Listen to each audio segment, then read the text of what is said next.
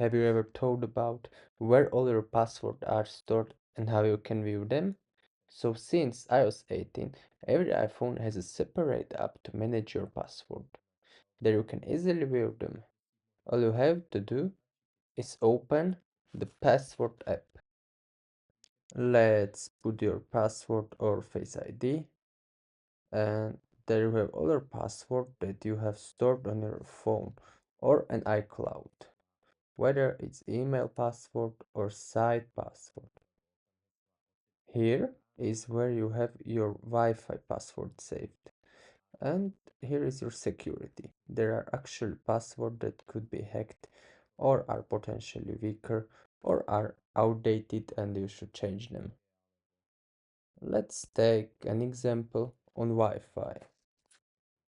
And here you can see that you have all the Wi-Fi you have ever used and you have the password from them stored here. So if you find the video helpful, I hope so, give me a like and don't forget to subscribe.